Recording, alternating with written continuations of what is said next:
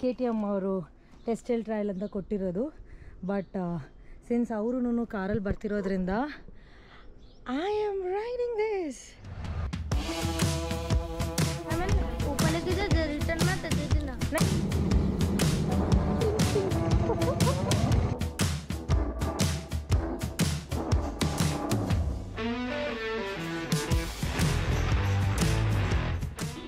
Good morning adventurers, ಹೇಗಿದ್ದೀರಾ ಎಲ್ಲ?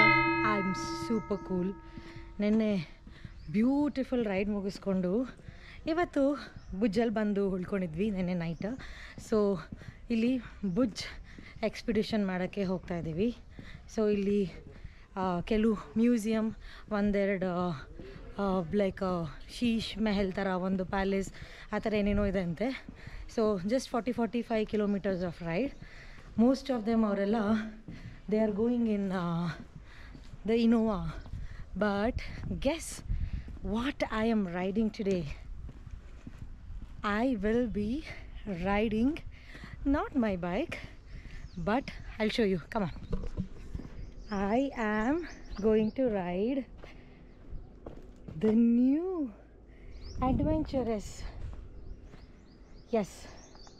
So ಇದು ಶರತ್ ಶೆನಾಯ್ಗೆ KTM ಅವರು ಟೆಸ್ಟಲ್ ಟ್ರಯಲ್ ಅಂತ ಕೊಟ್ಟಿರೋದು. ಬಟ್ ಸಿನ್ಸ್ ಅವರು ಕಾರಲ್ಲಿ ಬರ್ತಿರೋದ್ರಿಂದ I am riding this. Most excited, ಯಾಕಂದರೆ ಬ್ರ್ಯಾಂಡ್ ನ್ಯೂ ಬೈಕ್ ಇದು. ಸೊ ಫುಲ್ ಡೇ ನಾನು ಮಿಂಚನ್ನ ಡಿಚ್ ಮಾಡಿ ಅಡ್ವೆಂಚರ್ ಓಡಿಸ್ತೀನಿ. ಯೈ!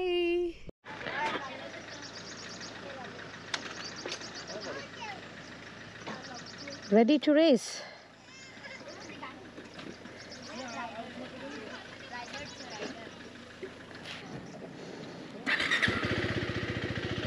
It's just moving.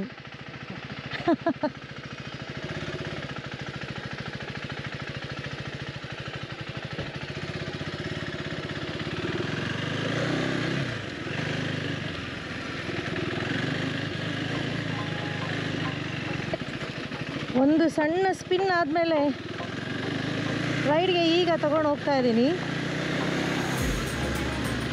O my god, the first feeling is amazing.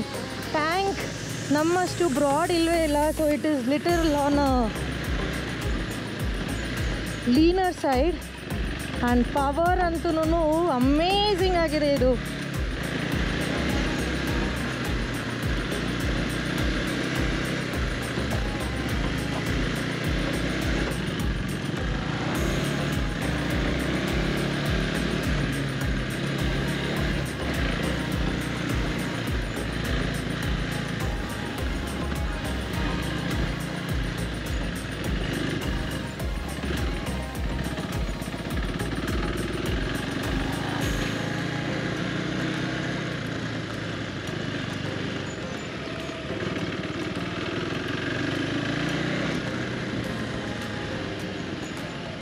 ನಾನು ಶರತ್ಗೆ ಫಸ್ಟೇ ಕೇಳಿದ್ದೆ ಬೈಕ್ ಬಂದ ಕೂಡಲೇ ನನಗೆ ರೈಡ್ ಮಾಡೋಕ್ಕೆ ಕೊಡಿ ಒಂದು ಸ್ಮಾಲ್ ಸ್ಟ್ರೆಚ್ ಅಂತ. ಪಾಪ he was so sweet enough to give it to me for the day riding.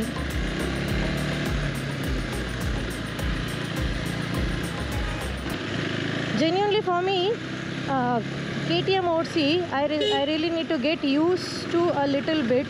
ಯಾಕೆಂದರೆ ಇದನ್ನು ದ ವಿಂಡ್ಶೀಲ್ಡ್ ಏನಿದೆ ಅಲ್ಲ,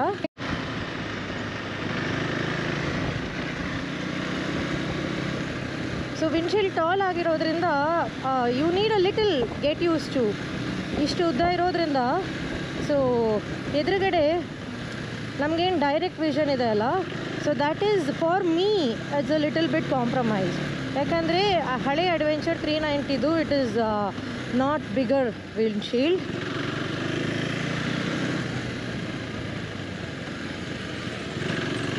I am really feeling handle ಒಂದು ಸ್ವಲ್ಪ ಲಿಟಲ್ ಬ್ರಾಡರ್ ಆ್ಯಂಡ್ ಡೌನ್ ಇದೆ ಅಂತ. ನಾನು ಯಾವುದೇ ಥರದ್ದು ಸ್ಪೆಕ್ಸ್ ನೋಡಿಲ್ಲ, ನಾನು ಬರೀ ಏನು ಹೇಳ್ತಾ ಇದ್ದೀನಲ್ಲ, it is what I am feeling it right now on the road ಅಷ್ಟೇ.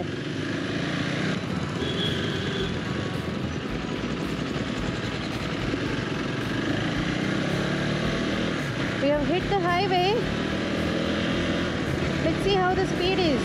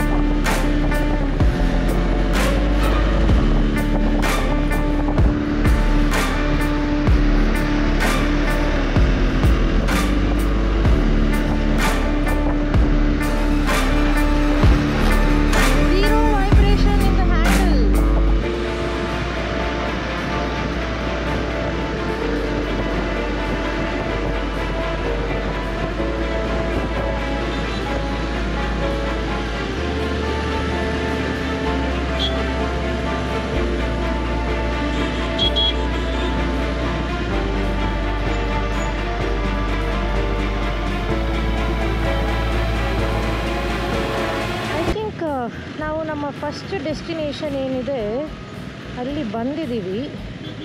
ದರ್ಬಾರ್ ಗೇಟ್ ಹತ್ರ ಇದ್ದೀವಿ ಇವಾಗ.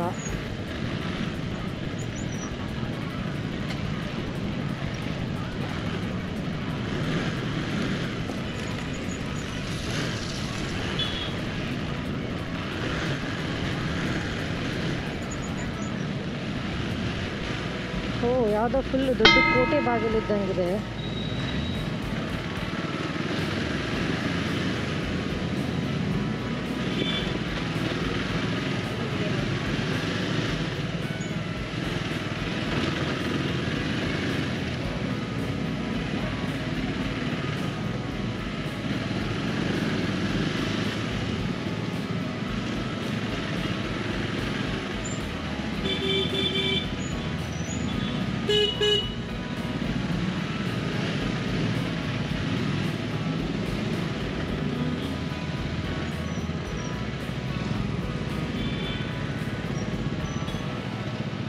This is the place. Do you think we can go inside? ये वाला है, अंदर जा सकते हैं क्या? पूछ लो,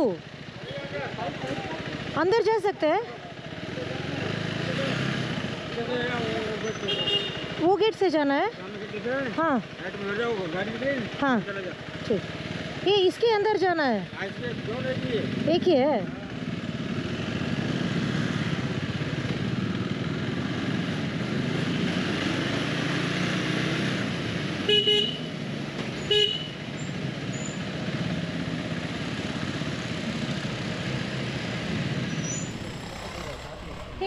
ಎವ್ರಿವನ್, ನಾವು ಬಂದು ರೀಚ್ ಆಗಿದ್ದೀವಿ ಪ್ರಾಗ್ ಮಹಲ್ಗೆ. So this is the Prague Mahal. There's too much of noise here, but then how beautiful this place is. Actually ಇದು 19th ಸೆಂಚುರಿಯಲ್ಲಿ ಕಟ್ಟಿರೋಂಥ ಒಂದು ಜಾಗ, ಭುಜ್ಜಲ್ಲಿರುವಂಥದ್ದು. I think his name was Pragmal ji ಅಂತ. ಸೊ ಅವರ ಹೆಸರಿಂದ ಈ ಮಹಲ್ಲಿಗೆ ಬಂದಿದೆ ಪ್ರಾಗ್ ಮಹಲ್ ಅಂತ ಹೆಸರು. ಒಳಗಡೆ ಹೋಗಿ ಹೇಗಿದೆ ನೋಡೋಣ.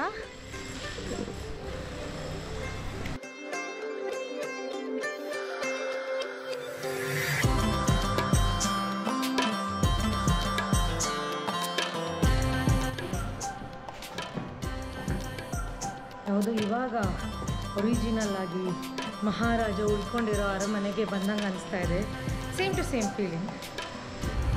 ಒಳಗಡೆ ಎಂಟರ್ ಆಗ್ತಿದ್ದಂಗೆ ತುಂಬ ಚೆನ್ನಾಗಿರೋ ಬ್ಯೂಟಿಫುಲ್ ವಸ್ತುಗಳು ನಮಗೆ ಕಾಣಕ್ಕೆ ಸಿಕ್ತು.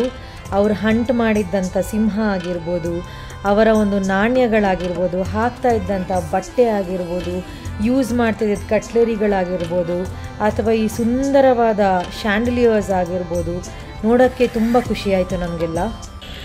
ಆವಾಗಿನ ಕಾಲದಲ್ಲಿ ಅವರು ಯೂಸ್ ಮಾಡ್ತಾ ಇದ್ರಲ್ಲ, ಅದೆಲ್ಲ ಸಭಾಂಗಣ ಅಂತ ಏನು ಹೇಳ್ತಾರೆ, ಅದಕ್ಕೆ ಅಂತ ಏನು ಯೂಸ್ ಮಾಡಿದ್ದೆಲ್ಲ ಚೇರ್ಗಳನ್ನ ಇಲ್ಲಿಟ್ಟಿದ್ದಾರೆ. ಎಂಥ ಫ್ಯಾನ್ಸಿ ಆಗಿದೆ ನೋಡಿ ಇದು.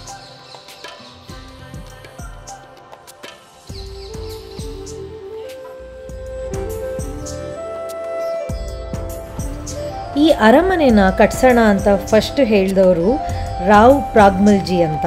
ಅವರ ಹೆಸರಲ್ಲೇ ಈ ಪ್ರಾಗ್ ಮಹಲ್ ಅಂತ ಇದೆ. ಇದು ಇಟಾಲಿಯಿಂದ ಒಂದು ತಂಡನ ಕರೆಸಿ ನೀವಿಲ್ಲಿ ಏನೇನು ನೋಡ್ತಿದ್ದೀವಲ್ಲ ಅದನ್ನೆಲ್ಲದನ್ನೂ ಅವರ ಕೈಯಿಂದನೇ ಮಾಡಿಸಲಾಗಿತ್ತು. ಸೊ ಇದು ಏನಿಲ್ಲ ಅಂದ್ರೂ ಹತ್ತತ್ರ $3 ಮಿಲಿಯನ್ ಖರ್ಚು ಮಾಡಿದಾರಂತೆ. ಅದು 1879ರಲ್ಲಿ.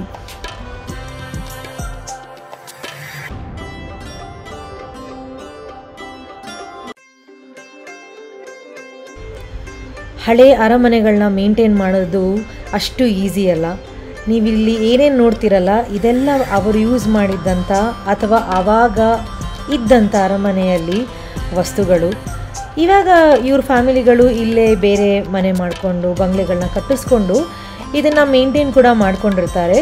ಆದರೆ ಕೆಲವು ಅರಮನೆಗಳನ್ನು ಗೌರ್ಮೆಂಟ್ ತಮ್ಮ ವಶಕ್ಕೆ ತಗೊಂಡು ಅದನ್ನು ಈ ಥರ ಮ್ಯೂಸಿಯಮ್ ಆಗಿ ಕನ್ವರ್ಟ್ ಮಾಡಿ ಅವರ ಸಂಪ್ರದಾಯ ಹೇಗಿತ್ತು, ಆಡಂಬರ ಹೇಗಿತ್ತು, ಏನು ಯೂಸ್ ಮಾಡ್ತಾಯಿದ್ರು, ಹೇಗೆ ಬಟ್ಟೆ ಹಾಕೋತಾಯಿದ್ರು, ಅವ್ರು ಏನು ಚಪ್ಪಲ್ ಹಾಕ್ಕೊಳ್ತಾಯಿದ್ರು, ಅಥವಾ ಏನೇನು ಆರ್ಟ್ ಆ್ಯಂಡ್ ಆರ್ಕಿಟೆಕ್ಚರ್ ಮನೆಯಲ್ಲಿತ್ತು, ಅವ್ರು ಯಾವ ಸ್ಪೋರ್ಟ್ ಆಡ್ತಾಯಿದ್ರು, ಅವರಿಗೆ ಏನೇನು ಪ್ರೈಸ್ಗಳು ಬಂದಿತ್ತು, ಎಲ್ಲದನ್ನು ತೋರ್ಸೋಕ್ಕೆ ಈ ಥರ ಮ್ಯೂಸಿಯಮ್ಮಿಗೆ ಕನ್ವರ್ಟ್ ಮಾಡಿ ಇಟ್ಟಿರ್ತಾರೆ.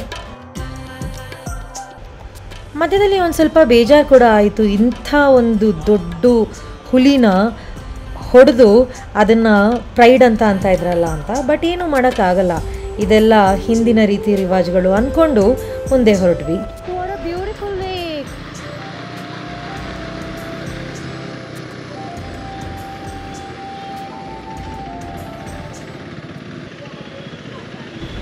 ನಮ್ಮ ಮುಂದಿನ ನಿಲ್ದಾಣ ಇನ್ನೊಂದು ಮ್ಯೂಸಿಯಂ. ಆ ಮ್ಯೂಸಿಯಮ್ಮಲ್ಲಿ ವಿಡಿಯೋ ಫೋಟೋಗ್ರಫಿ ಅಲೋ ಇರಲಿಲ್ಲ.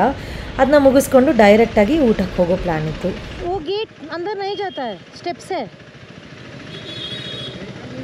हाँ, व्हीकल कहाँ पार्क करना है? No parking. ठीक है, इधर कर दो तो.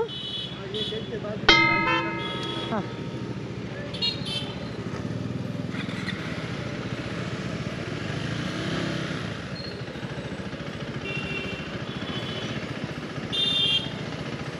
We have come to Pooja lunch home, right? Yes. Pooja lunch home, 5 minutes is the waiting period.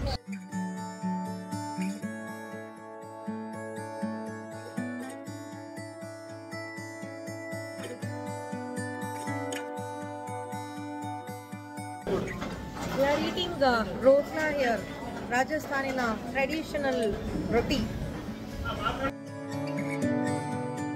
Had amazing rotla and Srikhand sweet. Sorry, ನನಗೆ ಮರ್ತೋಗ್ಬಿಡುತ್ತೆ. So they are reminding me what I ate. Amazing food. Pooja lunch home if you want to come.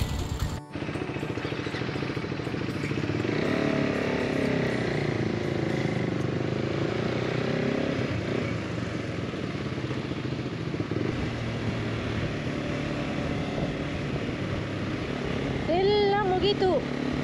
ಒಂದು 3-4 ಜಾಗಕ್ಕೆ ಹೋಗಿ ಬೆವ್ತು full dehydration ಆಗೋಗಿದೆ. ಯಾಕಂದರೆ ನಾನಿವತ್ತು ನಾನು ಪ್ರಥಮ್ದು 2020 KTM Adventure 390 I am riding. It's a cool exhaust that he has used. So sound I don't know ಹೇಗೆ ನಿಮಗೆ ಕೇಳ್ತಿದೆ ಅಂತ. ನನಗಂತೂ ಇಷ್ಟ ಆಯಿತು. Probably I my try this on my ಮಿಂಚು. ಓಕೆ, ಲಿಸ್ಟಲ್ಲಿ ತುಂಬ ಜಾಗಗಳಿತ್ತು ನೋಡೋಕ್ಕೆ ಅಂತ. ಆದರೆ ಆಗ್ತಾ ಇಲ್ಲ ಬಾಸ್. ಈ ಹೀಟಂತೂ ನಮಗೆ ಎಲ್ಲೂ ಏನೂ ಮಾಡೋಕ್ಕೆ ಬಿಡ್ತಾ ಇಲ್ಲ. ಸೊ ನಿಮಗೆಲ್ಲ ಗೊತ್ತಿತ್ತೋ ಇಲ್ವೋ, ನಾವು ಹೋಗಿದ್ದ ಟೈಮಲ್ಲಿ exact 2 to 3 days high heat waves Gujarat hit ಮಾಡಿತ್ತು. ಸೊ ಹಾಗಾಗಿ ಇವತ್ತಿನ ದಿನ ಅಂತೂ it was extremely bad. So ಹಾಗಾಗಿ ನಾವು ಡಿಸೈಡ್ ಮಾಡಿದ್ವಿ ಈಗ ಸದ್ಯಕ್ಕೆ ರೂಮಿಗೆ ಹೋಗಿ AC ಹಾಕ್ಕೊಂಡು ತಣ್ಣಗೆ ಕೂರೋಣ.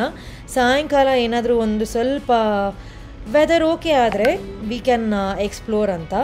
ಸೊ ಹಾಗೆ ಡಿಸೈಡ್ ಮಾಡ್ತಾ ನಾವು ವಾಪಸ್ ರೂಮಿಗೆ ಹೋಗ್ತಾ ಇದ್ದೀವಿ. ಸೊ ಈ ವ್ಲಾಗ್ಸ್ ನಿಮಗೆ ಇಷ್ಟ ಆಗುತ್ತೆ ಅಂದ್ಕೊಂಡಿದ್ದೀನಿ. ಇಷ್ಟ ಆಗಿದ್ದಲ್ಲಿ ಕಮೆಂಟ್ ಮಾಡಿ ಹೇಗಿದೆ ಅಂತ ತಿಳಿಸಿ. ಸಬ್ಸ್ಕ್ರೈಬ್ ಮಾಡೋದನ್ನ ಮರಿಬೇಡಿ.